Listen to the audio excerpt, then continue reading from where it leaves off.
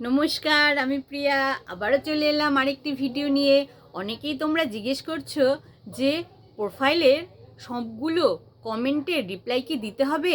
তাহলে আজ বলে রাখি, হ্যাঁ, প্রোফাইলের তোমাকে যারা যারা কমেন্ট করবে সবার কমেন্টের রিপ্লাই দিতে হবে।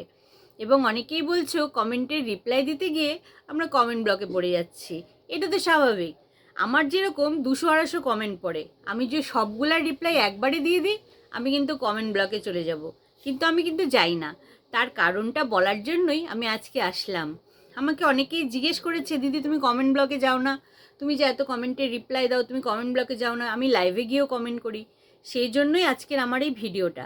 তো তোমাদের সময় থাকলে সবাই একটু সম্পূর্ণ ভিডিওটা দেখে যাবে। এবং আমি নিজে যেটা করি আমি কিন্তু সেটা শেয়ার করছি। অন্য কারোর সাথে কি হবে আমি কিন্তু সেটা বলতে পারবো না।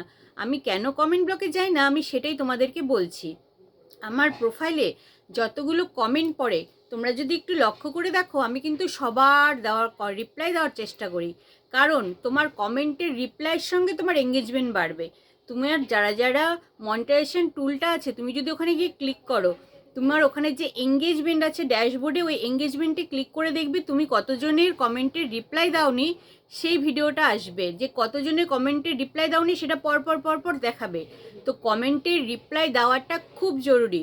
কমেন্টের রিপ্লাই দেওয়ার ওপর তোমার এঙ্গেজমেন্ট নির্ভর করছে। এবং এখন যেহেতু এঙ্গেজমেন্ট একা একা কমে যাচ্ছে নতুন আপডেটের কারণে, সেই জন্য অন্যের সঙ্গে রিপ্লাই কমেন্ট করার থেকে তুমি নিজের প্রোফাইলে নিজের কমেন্টের রিপ্লাই দেওয়ার চেষ্টা করবে। আর কমেন্ট ব্লক কিভাবে খাবে না সেটা বলছি এবার। প্রতিটা কমেন্ট আলাদা আলাদা রিপ্লাই দেবে। একই রিপ্লাই তুমি যদি 2 থেকে 3 বার দাও, তুমি তারপরেই কিন্তু কমেন্ট ব্লকে চলে যাবে। যেরকম থ্যাংক ইউ, আমাদের বেশিরভাগ থ্যাংক ইউ দিতে হয়, কিন্তু থ্যাংক ইউটা তুমি 2বারের বেশি দেবে না।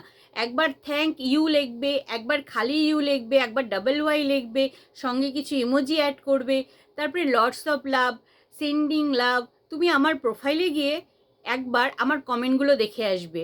তোমাদের যদি কিছু বুঝতে অসুবিধা হয় যে তুমি কিভাবে রিপ্লাই দেবে, তাহলে তুমি আমার প্রোফাইলে কমেন্ট দেখবে। আমি কিন্তু কোনো সময় নিজের প্রোফাইলের কমেন্টের রিপ্লাই দিতে গিয়ে কমেন্ট ব্লকে খাই না। কারণ হচ্ছে আমার কমেন্টে প্রচুর কমেন্ট থাকে। আমি ধীরে ধীরে রিপ্লাই দিই এবং প্রতিজনকে আলাদা আলাদা রিপ্লাই দিই। এবং কিছু লোককে রেখে দিই, আমি পরের দিন রিপ্লাই দিই। কোথায় খুঁজে পাবো আমি কাদের রিপ্লাই দেওয়া বাকি আছে? ড্যাশবোর্ডে এঙ্গেজমেন্টে যাব, ওখানে তোমাকে শো করবে তুমি কতজনকে রিপ্লাই দাওনি, কতজনের সঙ্গে তোমার এঙ্গেজমেন্ট কমে গেছে।